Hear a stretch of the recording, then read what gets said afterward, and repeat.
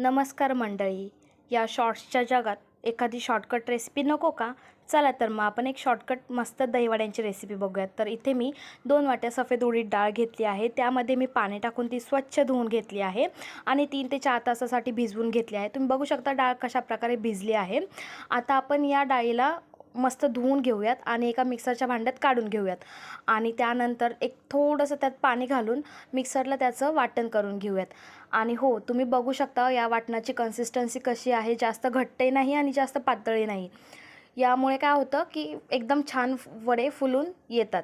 आता हे आपण मस्तपैकी फेटून घेऊयात आणि हे फेटल्यानंतर तुम्ही बघू शकता, आपण हे चेक करूयात कशाप्रकारे फेटलं गेलं आहे. हे जर पाण्यावर तरंगलं तर समजून जा की चांगल्या प्रकारे फेटले.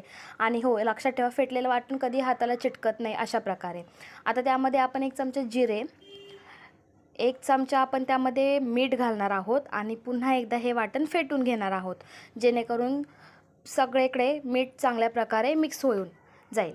आणि त्यानंतर आपण एका कढईमध्ये तेल तापायला ठेवणार आहोत आणि त्यामध्ये हे वाटण आपण याचे छोटे छोटे असे वडे सोडून घेणार आहोत आणि जे लालसर होईपर्यंत आपण तळून घेणार आहोत. तोपर्यंत मी एका वाटीमध्ये इकडे दही घेऊन त्यामध्ये थोडी साखर टाकून फेटून घेतले. दही ते थोडंसं मी पातळच ठेवले जेणेकरून पटकन ते होईल. त्यानंतर हिंगाच्या पाण्यात वडे सोडलेत 5 मिनिटांसाठी. चांगले फुलले आणि भिजल्यानंतर त्यांना चांगलं पिळून घेतलं.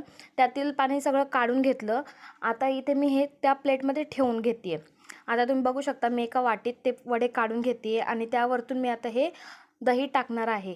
हे मी थोडं पातळ यासाठी ठेवलं की ते आपण लगेच खाऊ शकतो. जर तुम्ही नंतर खाणार असाल तर तुम्ही ते दह्यामध्ये भिजवूनही ठेवू शकता आणि दह्याची थिकनेस तुम्ही पाहिजे तेवढी ठेवू शकता.